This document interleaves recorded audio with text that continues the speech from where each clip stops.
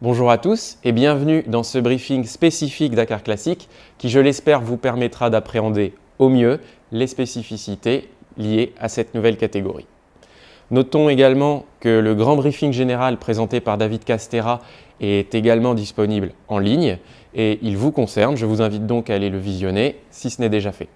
Alors avant toute chose, je souhaitais, au nom de toute l'équipe du Dakar, vous remercier.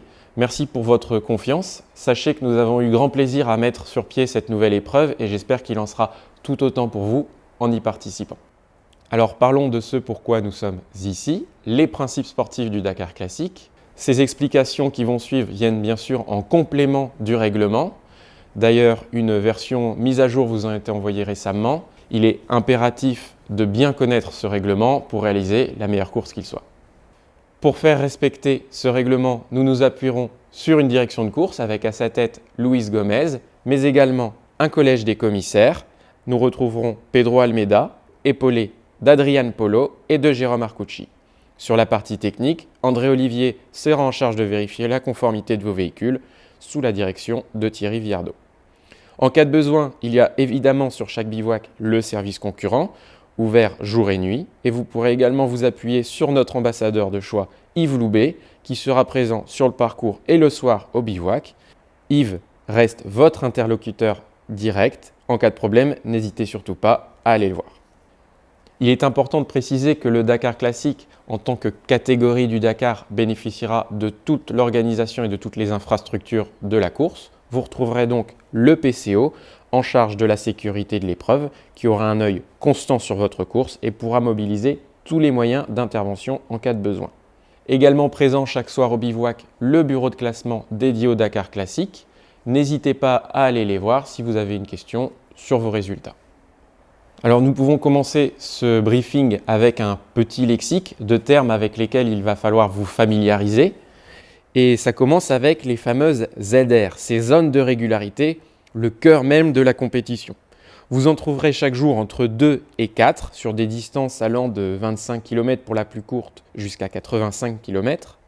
Ces ZR sont évidemment constitués d'un départ, les DZR pour début de zone de régularité, et d'une arrivée, les FZR pour fin de zone de régularité. Ces DZR et FZR sont bien sûr toujours mentionnés au roadbook. Lors de ces ZR, vous serez évalué sur votre capacité à réguler, c'est-à-dire à respecter au mieux les vitesses moyennes imposées et coller au plus près du temps idéal. Vous serez pour cela chronométré en différents points secrets appelés PCI pour points de chronométrage intermédiaire. Leur nombre variera de 3 à 10 en fonction de la distance des zones de régularité. A noter que la FZR compte comme un point de chronométrage intermédiaire. C'est lors de ces PCI que votre éventuelle avance ou retard sera pénalisé sous forme de points. Nous retrouverons également des termes plus connus du rallye traditionnel avec les CH, les contrôles horaires, et les CP, les contrôles de passage, qui eux pourront être soit humains et où il sera nécessaire de présenter votre carton de temps à l'organisation, ou automatiques et dans ce cas-là, votre temps est directement relevé par votre tripi. Vous n'avez rien à faire. Enfin, les DZ-FZ pour début de zone, fin de zone, sont des zones où la vitesse est réglementée et ne peut en aucun cas être dépassée. Elles peuvent se situer tant en liaison qu'en zone de régularité. Voyons à présent le déroulé type d'une étape sur le Dakar Classic. Chaque soir, vous retrouverez sur le tableau d'affichage officiel votre heure de départ du lendemain. Il s'agira donc d'arriver suffisamment tôt pour pointer à l'heure au niveau du CH de départ bivouac. Ce CH sera le CH numéro 1 sur votre carton de temps qui vous sera remis à cet endroit. Ce CH symbolise le départ en liaison A, menant donc au CH numéro 2, devant être joint dans le respect bien sûr d'un temps imparti.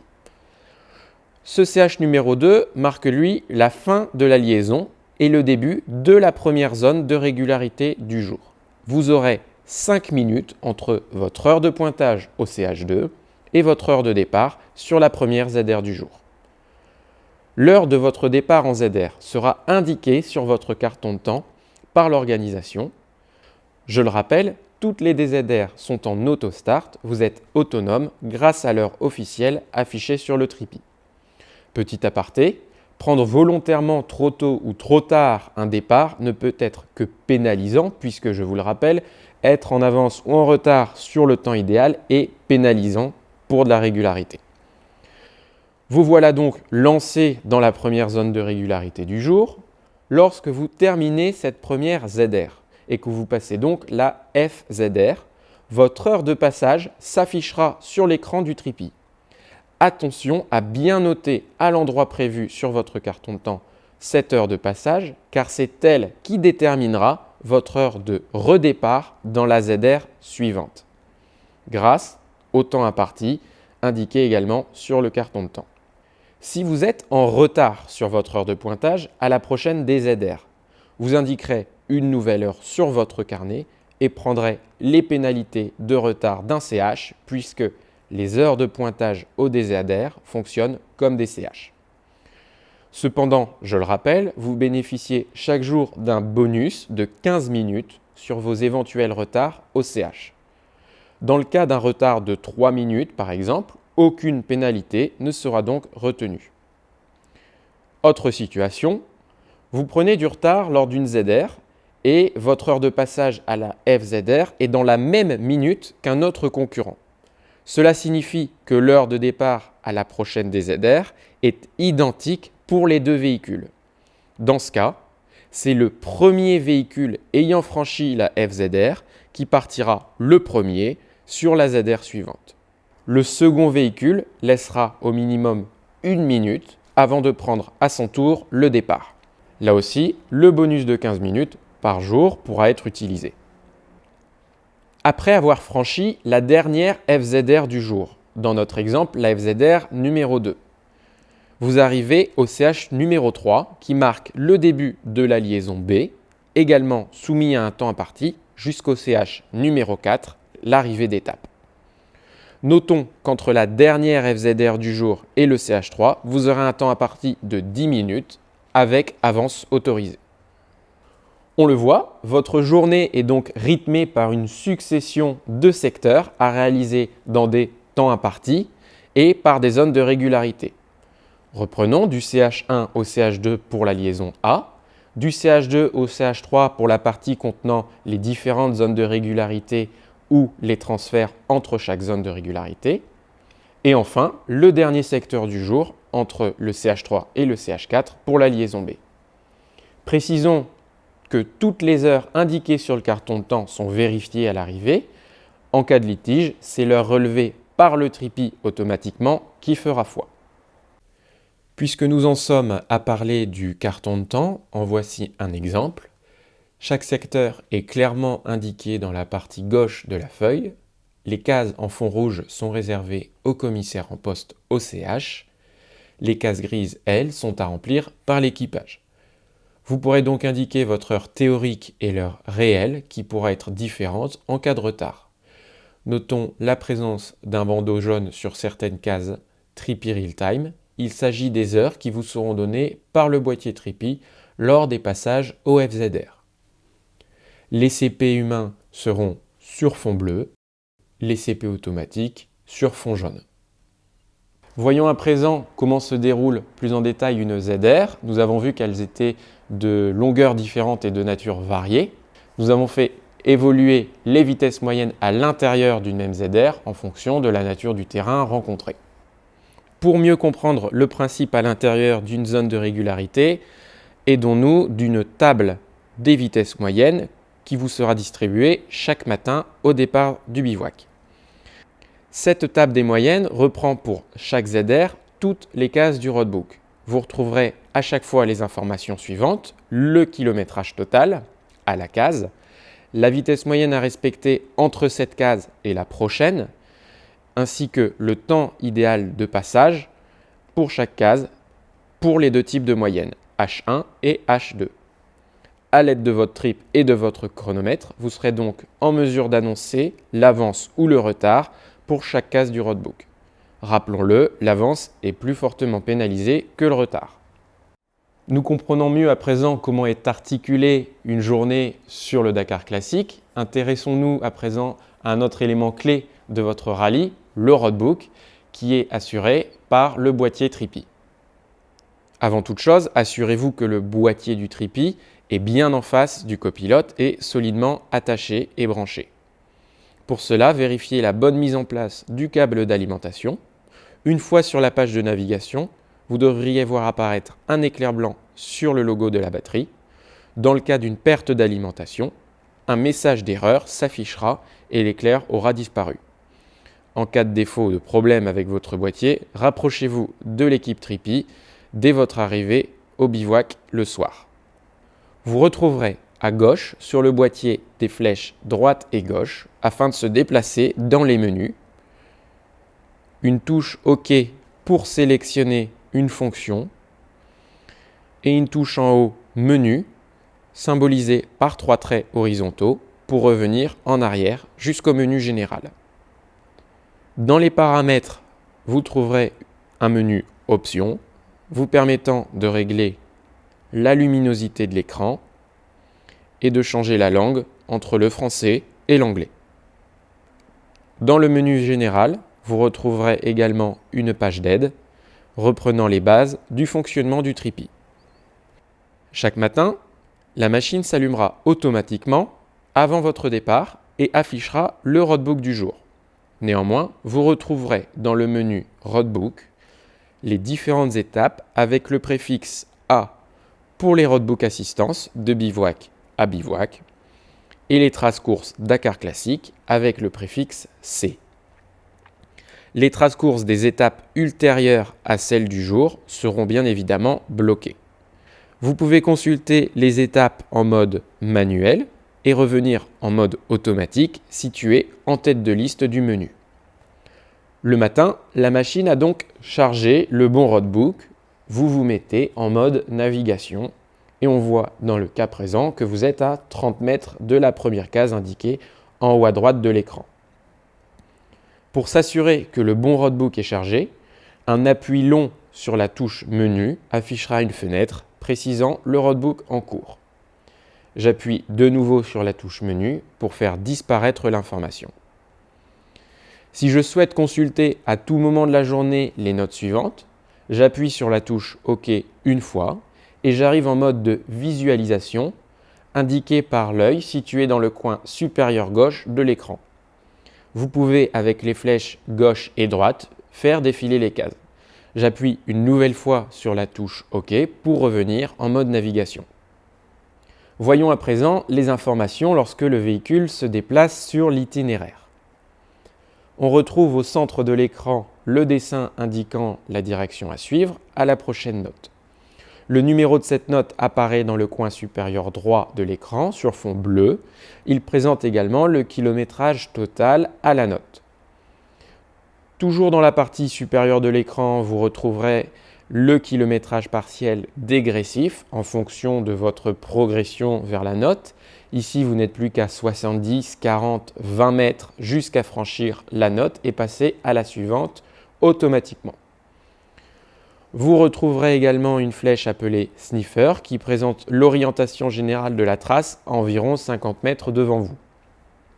Sur la droite de l'écran, vous avez la possibilité d'afficher deux types de pages. La première page, appelée Border Info, présente différentes informations comme l'heure officielle du rallye, le cap suivi, la distance restante jusqu'à la fin de l'étape. La deuxième page se sélectionne grâce aux flèches haut-bas et vous permet d'avoir à l'écran la trace de l'itinéraire jusqu'à 150 mètres devant vous. Et dans cet exemple justement, le véhicule s'écarte de la trace et le GPS bascule en mode boussole. Il est donc important de revenir vers la trace afin de faire réapparaître le roadbook à l'écran. Une situation que vous pouvez rencontrer lors de pistes parallèles par exemple. Dans le coin inférieur droit, vous retrouvez les statuts de la machine, la charge avec l'éclair au centre, la réception GPS et la réception GSM, et le mode automatique de sélection de roadbook en rappel. Lorsque vous vous éloignez de l'itinéraire, le roadbook disparaît et vous passez en mode compas.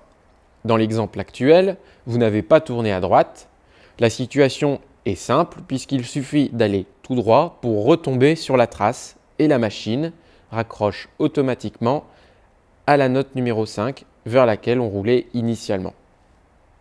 Si vous ne raccrochez pas tout de suite à l'itinéraire, le mode compas vous indique votre distance à la note la plus proche. Vous pouvez, avec les flèches gauche et droite, aller voir vers les autres notes et la distance sera recalculée. Il s'agit d'une distance à vol d'oiseau avec la direction vers la note à suivre. Le numéro de note que vous êtes censé pointer apparaît lui en vert. Sur le parcours, vous rencontrerez des DZ-FZ, ces zones où une vitesse max est à ne pas dépasser. Dans l'exemple actuel, vous êtes sur la piste en approche de la case numéro 12, où est placée une DZ limitée à 50 km/h, du fait de la présence d'un camp proche de la piste. Un premier signal apparaît à 300 mètres de la note via un flash écran, un bip sonore et l'information dans le border info. Vous entrez dans la zone de vitesse et dans le cas présent, vous roulez trop vite, l'appareil vous le mentionne et un bip sonne en continu. Dès que vous franchissez la case indiquant la FZ, la fin de zone, vous sortez définitivement de la zone et vous n'avez plus de vitesse max à respecter. Lors du franchissement de la FZR, nous l'avons évoqué, il est impératif de relever l'heure de votre passage à cette ligne d'arrivée, ce qui va permettre de déterminer votre heure de départ à la ZR suivante ou au CH suivant. Nous roulons ici vers la FZR 2 et dès son franchissement, l'heure de passage va donc s'afficher dans le border info à droite de l'écran. Attention, cette information ne sera disponible que 3 minutes à l'écran et s'enlèvera automatiquement. Mais vous pouvez également, une fois l'information notée, appuyer sur OK et la faire disparaître avant ces 3 minutes. Nous vous rappelons que votre tripi sera à démonter et ramener aux équipes de tripi dès votre retour au stadium de Jeddah ou lors d'un bivouac en cas d'abandon en cours de rallye. Je vous invite à bien relire le lexique du roadbook Tripi qui vous permettra de faire une bonne navigation. Voilà pour ce qui est du boîtier Tripi. Intéressons-nous maintenant à l'autre boîtier qui équipera votre véhicule, la balise GPS SmallTrack. Cette balise doit être aussi alimentée constamment par le courant de votre véhicule et recevoir un signal GPS suffisant. Pour cela, le placer au plus proche de votre pare-brise. Si ce n'est pas le cas, rapprochez-vous des équipes de Marlink au stadium de Jeddah pour faire éventuellement installer une antenne externe. La SmallTrack présente 3 boutons. Assurez-vous que la balise soit bien sous tension grâce au voyant Power. Le bouton rouge vous permettra de lancer une alerte au PC Paris qui informera directement le PCO. Attention, ce bouton rouge ne doit être utilisé uniquement qu'en cas d'accident corporel. Sachez que utiliser cette alerte pour un problème mineur, c'est le risque de démobiliser inutilement des équipes d'organisation. Parlons à présent des différents rendez-vous quotidiens sur le rallye. Vous aurez tout d'abord à 17 h chaque jour une note d'information qui sera publiée sur l'affichage officiel du Dakar Classic où sera repris quelques informations utiles pour l'étape du lendemain. Et bien sûr, vous aurez le briefing quotidien de l'étape suivante à 20 h sur la place centrale où une partie sera dédiée au Dakar Classic. Vous l'avez remarqué, nous parlons souvent de l'affichage officiel du rallye. Cet affichage officiel se fera via la plateforme Sportitaille. Je vous invite dès à présent à télécharger l'application, rentrer le mot de passe qui s'affiche à l'écran et d'activer bien sûr vos notifications push afin d'être informé très vite des nouvelles informations disponibles. Et bien avant de se quitter, un petit rappel des dates. Dès demain 1er janvier, l'ouverture des vérifications techniques et administratives où nous serons présents pour répondre à vos éventuelles questions complémentaires. Le lendemain de janvier, un premier pas dans la course avec le prologue qui vous attend. Je le rappelle, ce prologue ne compte pas pour le classement dans la catégorie Dakar Classic. Au terme de ce prologue, vous aurez bien sûr la cérémonie de départ podium où votre heure de passage vous sera donnée via la plateforme Sportitaille. Et enfin, le 3 janvier, le grand départ pour la première étape. Voilà, il ne me reste plus qu'à vous souhaiter une excellente course. Amusez-vous et surtout, restez prudents.